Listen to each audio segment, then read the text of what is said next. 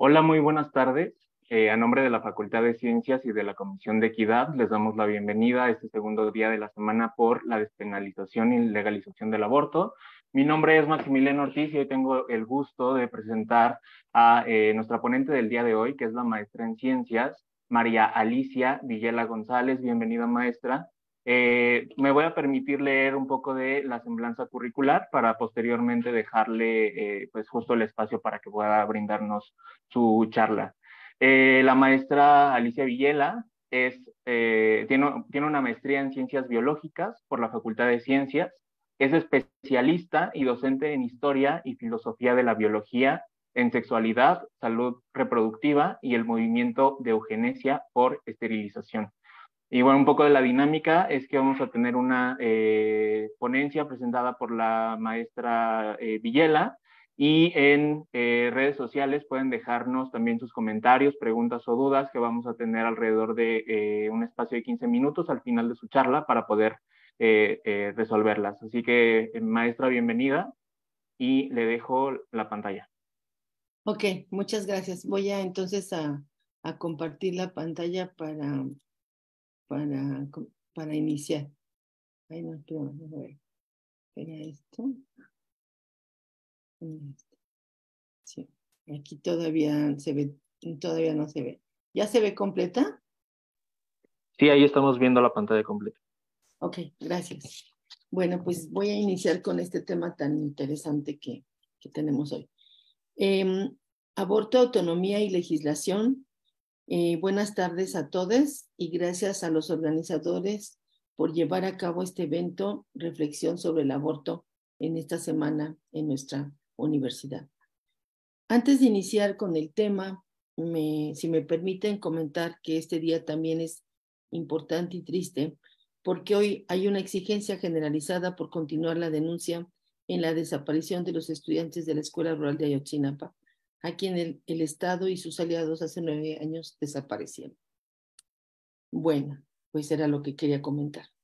Como lo mencioné, en esta semana se lleva a cabo un recorrido por diversas problemáticas que las mujeres han enfrentado a lo largo de su historia en torno a la libertad de decidir cómo, cuándo y con quién disfrutar de su sexualidad y salud reproductiva. Voy a referirme a este tema en 3 aspectos pequeños en esta charla. El primero, haré un pequeño recorrido histórico del movimiento de las mujeres a nivel global, luego a nivel local y posteriormente nuestra situación al final legal. El debate sobre la despenalización del aborto en México no es nuevo. Se sabe que desde la época prehispánica se hablaba del tema. Para los mexicas, el aborto era penalizado como un delito contra la vida, al igual que los homicidios y las lesiones. La mujer que lo practicaba, al igual que quien la ayudara, se les condenaba a muerte. Suponían que como pueblo guerrero, estos actos iban a mermar su capacidad bélica contra otros pueblos, aunque se consideraba como un delito contra la sociedad, no era visto como una cuestión religiosa. Durante la época de la colonia, yo los tengo que admitir, okay. Durante la época de la colonia, en el siglo XVII, para cuidar del honor de las familias y evitar el aborto, se fundó en 1774 el Departamento de Partos Ocultos, cuya función era recibir el producto de las mujeres españolas que concebían fuera del matrimonio. Las mujeres embarazadas llegaban solas al asilo para pobres, con el rostro cubierto y permanecían en celdas aisladas, aún en el momento del parto, con la anuencia de la iglesia. Desde el Código de 1871 ya se contemplaban las atenuantes para el caso del aborto por móviles de honor, con una pena de 2 años de prisión, regla que fue también seguida en el Código de 1929. Fuera de la época de la preñez, siempre que esto se hacía sin necesidad. En esta legislación de 1871, la conducta incriminada se definía a través de la maniobra abortiva.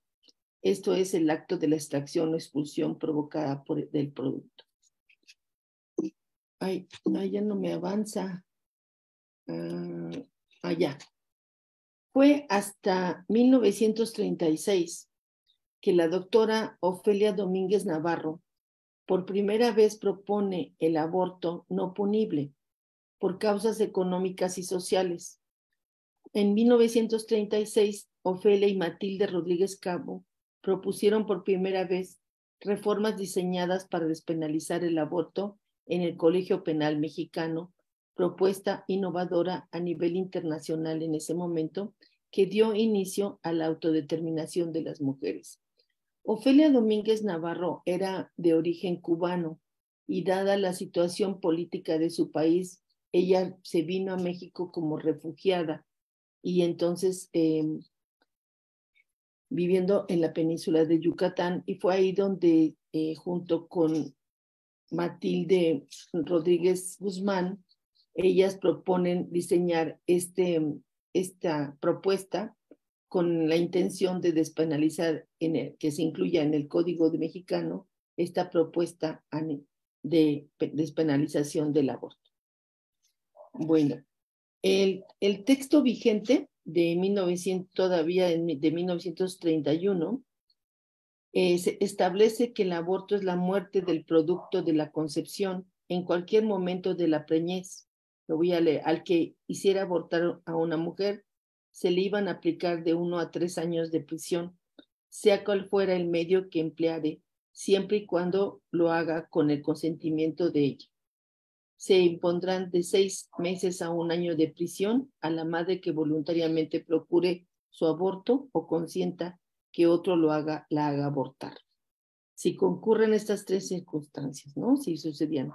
Hay que mencionar que cuando este código influyó en forma decreciente en las legislaciones estatales posteriores, en la actualidad hay textos penales estatales que establecen excepciones de no punibilidad más amplias.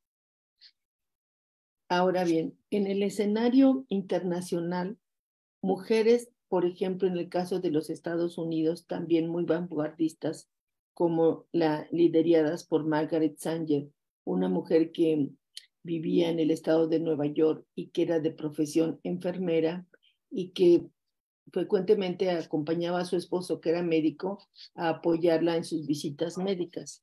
Recuerden que las mujeres en este momento de principios del siglo XX todavía no estaba muy permitido que tomaran posiciones como médicas. Ya había algunas médicas a nivel internacional, pero eran muy restringidos los roles de las mujeres todavía a principios del siglo XX. Eran enfermeras, eran docentes, tenían este tipo de profesiones que no se les consideraba aptas en las profesiones de los hombres. Margaret Sanger luchó durante toda su vida por ayudar a que las mujeres del siglo XX obtuvieran el derecho a decidir cuándo tener un hijo o no tenerlo, porque ella había notado que cuando visitaban en estas visitas médicas, pues las mujeres tenían hijos, todos los hijos que iban procreando sin ningún control y que muchas de ellas morían, ¿no? En sus visitas en el Lower East Side of New York, ahí es donde ella ve que muchas migrantes judías e italianas se atendían diariamente en un rango de por lo menos 50 mujeres diarias en fila que esperaban hacerse un aborto por $5 porque no tenían derecho a ninguna forma de control. No estaba la píldora anticonceptiva, por lo que la idea de contar con una píldora anticonceptiva pues fue cobrando como relevancia para estas mujeres que buscaban controlar su reproducción excesiva, ¿no? Entonces aquí vemos mujeres en el estado de Nueva York, ahí se crea la primera clínica de aborto. Margaret Sanger es encarcelada por promover y divulgar temas relacionados con la sexualidad y la reproducción, puesto que esto es considerado, como hoy en México, como temas que solamente se deben de hablar en las familias, y evidentemente la Iglesia también jugaba un papel, al igual que los grupos conservadores, ¿no?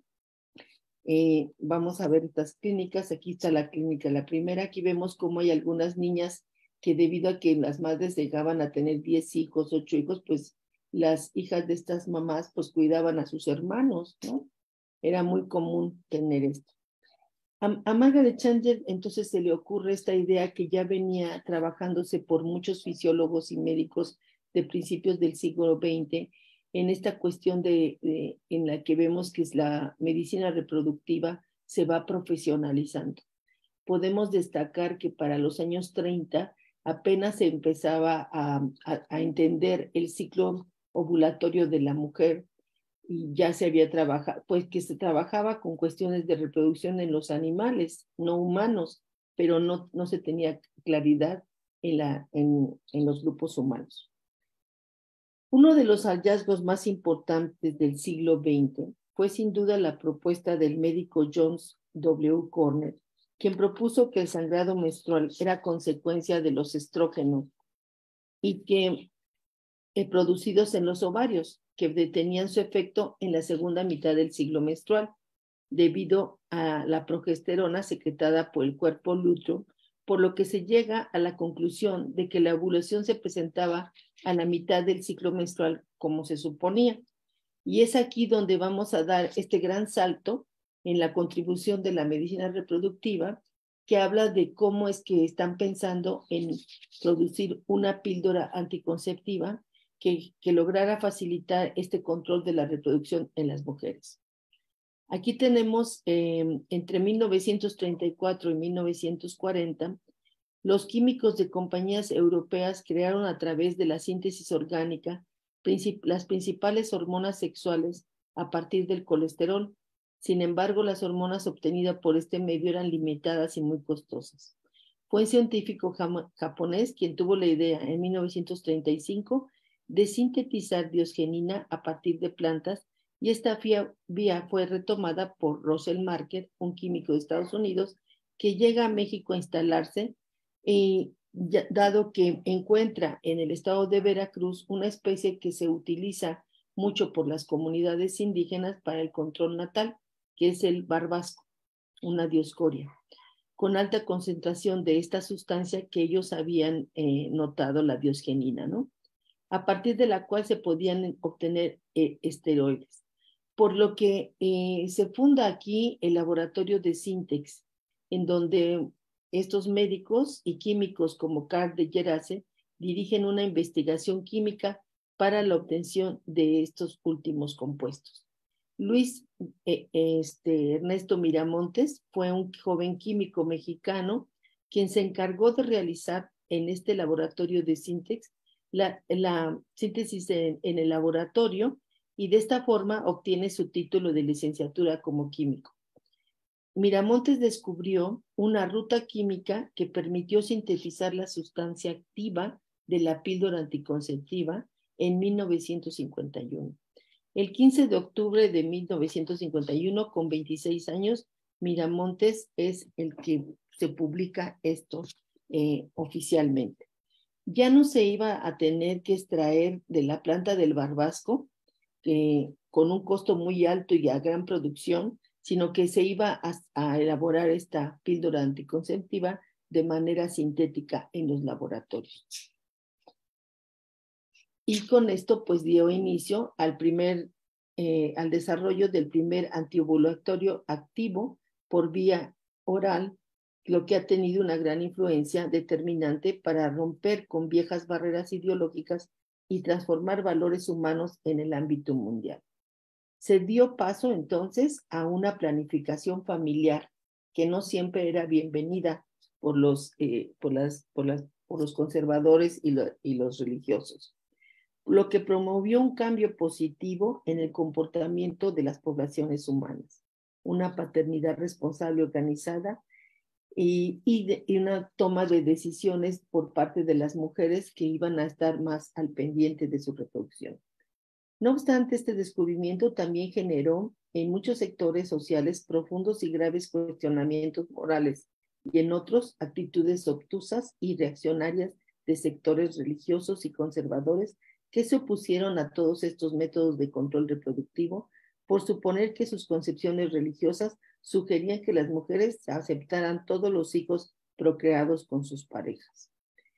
Quiero comentarles que independientemente de que el laboratorio de síntesis produjo aquí la píldora anticonceptiva, porque en Estados Unidos no les permitieron asentar el laboratorio por todas las controversias que había a nivel poblacional y social y religioso, y México como que siempre había chance de hacer todas estas tipos de cosas prohibidas, las mujeres mexicanas en este momento no utilizaban la píldora anticonceptiva como en otros países. Sí se veía que se discutía esto, pero había muchos conflictos a nivel familiar y religioso que hacían que las mujeres no tan fácilmente en México empezaran a utilizar las píldoras anticonceptivas, independientemente de que aquí se producían a gran escala en síntesis. Lo que es interesante es que con estas píldoras anticonceptivas y diferentes métodos de control de la reproducción, se les dio a las mujeres la posibilidad de decidir si y cuándo querían tener los hijos. La píldora anticonceptiva redefinió la idea de la familia y el rol de las mujeres en la sociedad. Las empoderó, les dio un mayor control sobre su cuerpo.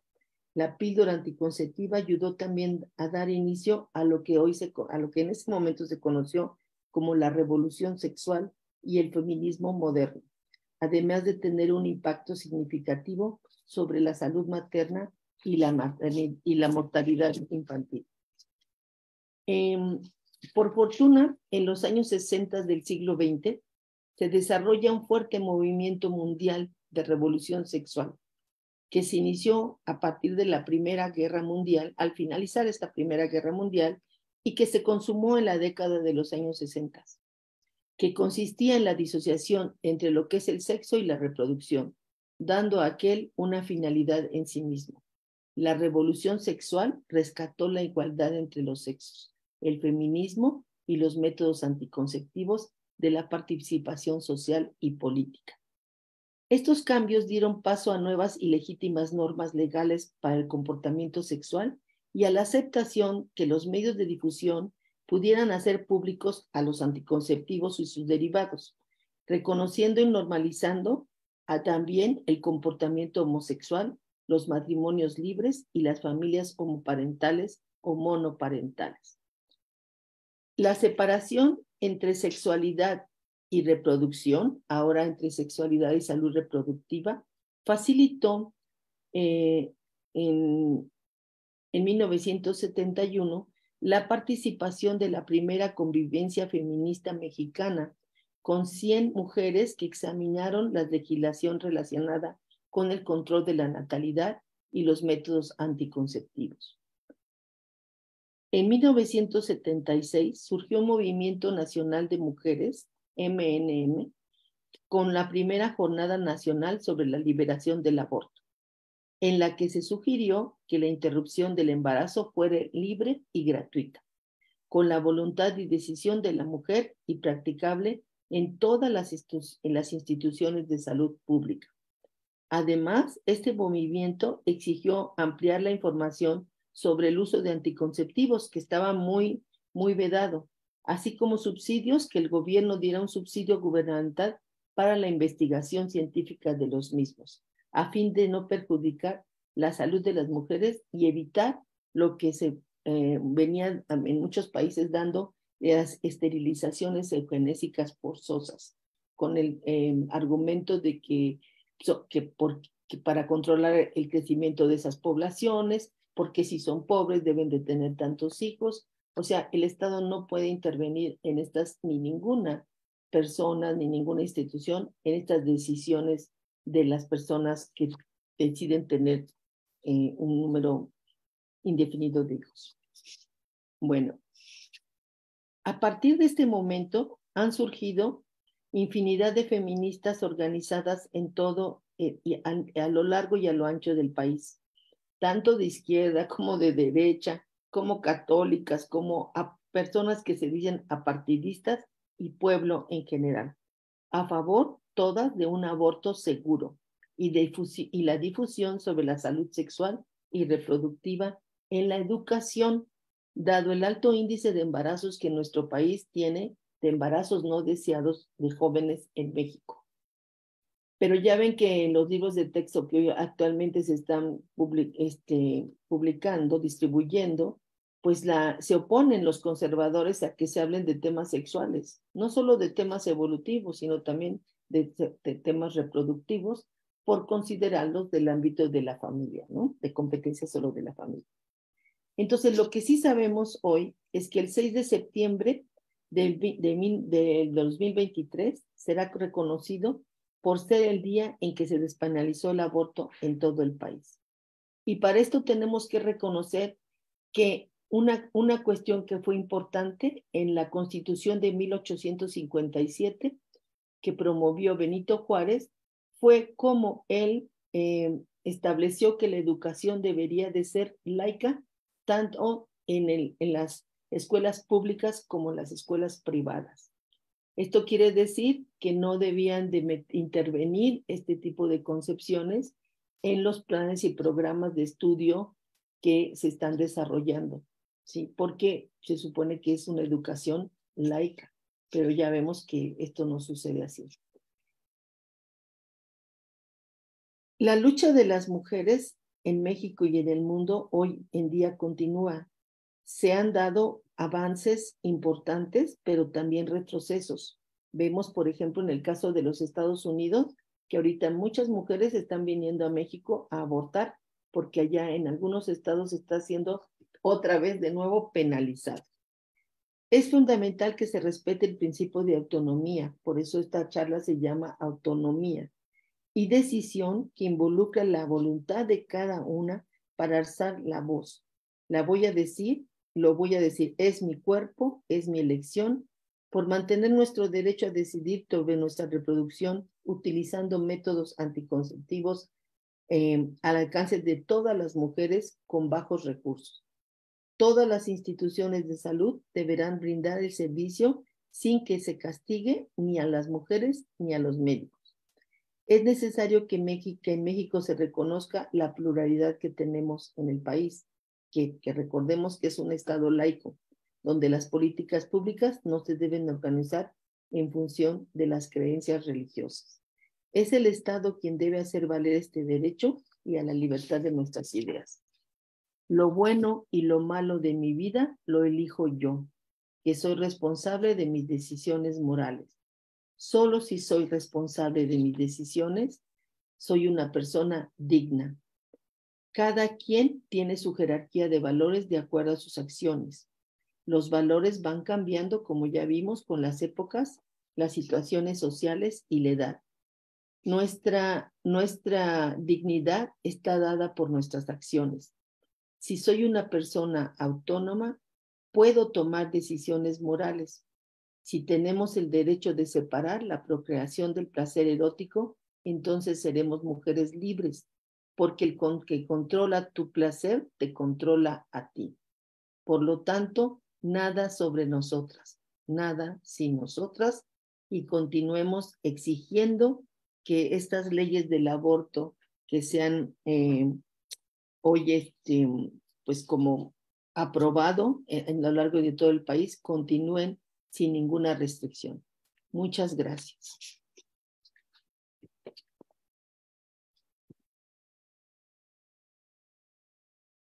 Muchísimas gracias, maestra Villela. Le agradecemos mucho que sea parte de esta semana por la despenalización y legalización del aborto, ¿no? Que además científicas, justo hablando de estos temas que creo que desde la biología nos compete de forma muy, muy directa. Entonces creo que también esta apuesta y este recorrido que hace por la educación, la planificación, la parte histórica, pues termina siendo indispensable para entender incluso los contextos que estamos viviendo hoy día, ¿no? Y bueno, les recuerdo a la audiencia que nos puede mandar todavía algunas de las preguntas y se las vamos a ir haciendo llegar a la maestra Villela.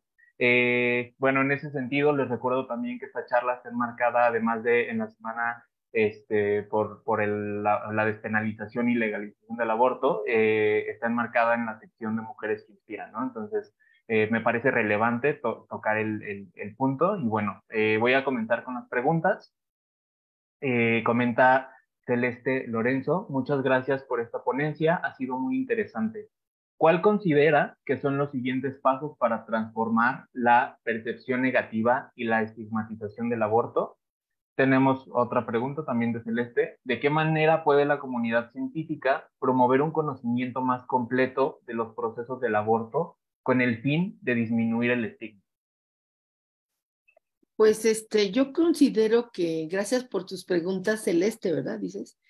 Yo considero que lo que es importante es difundir, divulgar lo que la ciencia propone, pero sí me parece que nosotros no vamos a llegar a un consenso con aquellos que piensan que la vida empieza desde que se lleva a cabo la fertilización y los que pensamos que no, ¿no? Que la vida de un humano no inicia ahí. Entonces yo creo que por ahí no vamos a llegar a un acuerdo con ellos. Lo que sí tenemos es que este tipo de procedimientos deben de estar a la mano, o sea, facilitarles a a los jóvenes, que son los que más tienen esta problemática de sexualidad, porque ellos quieren ejercer su sexualidad, quieren hacerlo.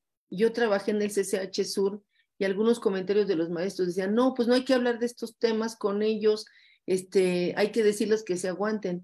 Pues no se puedes aguantar, ¿a poco te aguantas porque tienes sed y quieres tomar agua?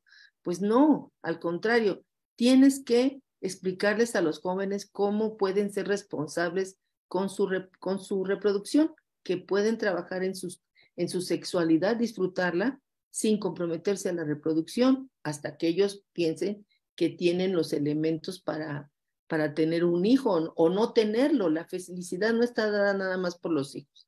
Yo creo que nosotros tenemos que trabajar toda la comunidad científica en eso, en promover, en difundir, en comunicar hacia la ciudadanía, en aclarar, porque siempre la televisión y todos los medios tergiversan todo, ¿no?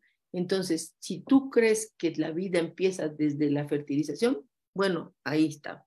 No te voy a convencer de nada porque es tu posición. Yo no estoy de acuerdo con eso, pero me parece que ya en términos de salud, que existan hospitales que sean gratuitas estos procedimientos y que los estudiantes estén informados cada vez más de esto. Creo que eso sería. Sí, muchísimas gracias. Voy a continuar con las preguntas que tenemos por acá. Nos dice Andrea Rojas, un tema bastante interesante. Mi pregunta es, nosotros como estudiantes, ¿qué acciones podemos tomar para que se deje de estigmatizar el tema de la reproducción? Pues yo creo otra vez como la educación, ¿no? Aclararles en casa cuando estamos en los domingos comiendo ahí en familia, traer el tema, porque es un tema que hasta se habla en voz baja. Cuando tú estás con alguien, dice, el aborto, abortó, no, no se diga. No hay que verlo tan en secrecía. Hay que hablar abiertamente y aclarar. Entonces, ustedes pueden decirle a su familia, mira, para eso estoy en la Facultad de Ciencias, para aclararte en qué momento, ¿no? Para eso me mandaste a estudiar y yo estoy trabajando para pues, salir como profesionista, terminar mi carrera y ser competente en eso. Yo creo que nosotros mismos tenemos un gran compromiso con la ciudadanía, comunicar y divulgar. Eso es lo que tenemos que hacer. Y bueno, como parte también de las preguntas, nos comenta Silvia Torres y nos puede hablar un poco más sobre la posición de la Iglesia y el aborto. Pues la iglesia, hay mujeres por el derecho a decidir, las católicas por el derecho a decidir. Hay grupos de mujeres que son católicas y sobre todo están en el estado de Guanajuato. Y ellas, cuando en Guanajuato se penalizaba, se encarcelaba a las mujeres y la misma comunidad, la misma población acusaba a las madres que sabían que habían tenido un aborto, las acusaban, la misma sociedad tiene esta coerción, ¿no? Entonces nos llamaban aquí a México para que nosotros aquí en México, cuando ya ven que la ley del aborto en la Ciudad de México se aprobó en el 2007. Se despenalizó el aborto hasta las 12 semanas. Entonces venían muchas de estas mujeres a quedarse aquí en las casas en esos días. Nosotros no promovemos así nada más que sea el aborto por el aborto, porque toda cirugía y toda cuestión quirúrgica da miedo. Puede ser un acontecimiento traumático, pero nosotros tenemos que darle los elementos, ¿no? A pues a la ciudadanía para ver de qué manera se hace, pues de manera segura. A la iglesia yo te digo, a los que son muy, pues como muy, que no son tan de libre entender, porque hay mucha gente en la iglesia, como las católicas por derecho a decidir, que son más abiertas. Y hay gente que no, hay gente que es muy ortodoxa dentro de la misma iglesia, como dentro de nuestras mismas familias. Yo creo que nosotros a ellos no los vamos a convencer de sus posiciones, sería como inútil, ¿no? Como cuando tú quieres convencer algo de la existencia de una deidad, ¿no? Pues no, pues es un acto de fe, tú no lo vas a poder cambiar. Sí, muchas gracias. Nos comenta Edwin Medina, gracias por compartir. ¿Cómo afecta el acceso al aborto en la salud? ¿Cómo afecta el acceso al aborto? Pues no, ¿eh? Yo creo que si lo haces de manera segura, hoy en día el aborto se puede hacer en tu casa por las nuevas pastillas que hay, ¿no? Hay 2 pastillas que tú tomas en los primeros días hasta la 10ª semana. Estos medicamentos los puedes tomar en casa, se toman en una dosis de 800 miligramos, 200 miligramos cada 3 horas te lo tomas, y esto te va a provocar que tengas movimientos pues para desalojar a este producto, y entonces pues es muy fácil, ¿no? Ahora se puede hacer de esta manera fácil, lo puedes comprar en las farmacias. Ya cuando pasan las 12 semanas, pues sí tienes que estar al cuidado de un médico, de alguien que lo sepa. O sea, es muy fácil hacer este procedimiento del aborto porque nada más se saca, se extrae en los primeros días. Yo no lo he hecho, pero yo sé que es fácil, es sencillo. También en ese sentido nos preguntan cuál es el impacto psicológico y emocional que puede tener el aborto en las personas. Pues yo creo que sí tiene, ¿no? Sí tiene. O sea, sí tiene como cualquier cosa que tú tienes. Cuando te dicen que tienes un quiste y que te lo van a operar, pues te preocupas. Cuando te dice que tienes un tumor, aunque sea en el cuello, pues te preocupas, ¿no? Entonces, todo lo que tenga que ver con una invasión a tu cuerpo, pues te preocupa. O sea, nosotros no estamos por la promoción del aborto, pero lo que sí creemos es que el aborto debe ser seguro. O sea, no estamos diciéndole a los jóvenes, ay, pues tengan relaciones y pueden abortar fácil. No, tengan relaciones responsables, pero si quedan embarazados, si hay un problema, pueden abortar de forma segura. Muy bien, y tenemos dos últimas preguntas. La primera es, ¿qué estrategias consideran necesarias para garantizar que la legalización del aborto sea beneficiosa para todas las mujeres, sin importar su situación socioeconómica? ¿Qué estrategias considero que pueden ser? ¿Me la puedes repetir? Sí, ¿qué estrategias consideran necesarias para garantizar que la legalización del aborto sea beneficiosa para todas las mujeres, sin importar su situación económica? Pues que el Estado tenga clínicas, ¿no? Diferentes clínicas a las que puedan acudir, y que sepan estas chicas que no necesitan tener pues gran cantidad de dinero, ¿no? Entonces, como cuando tienes el VIH, cuando eres 0H positivo, ya ves que te tienes que tomar tus retrovirales, tus cócteles retrovirales, y lo que es importante es que el Estado te proporcione esto de manera gratuita. Entonces yo creo que tú sepas que existe, pero lo que tú tienes que aprender a manejar es disfrutar de tu sexualidad sin comprometerte a la reproducción hasta que tú lo decidas. Y bueno, por último, la última pregunta nos dice Marco Ornelas. Muchas gracias, maestra Alicia, excelente ponencia. Yo quiero preguntarle, ¿Cómo afecta la eugenesia liberal a la legislación nacional en relación con la interrupción del embarazo? La eugenesia liberal. Bueno, eugenesia sí saben que es esta forma que propuso el primo de Darwin, ¿no? A finales del siglo XIX, para él supuestamente direccionar la reproducción en los humanos y obtener mejoras.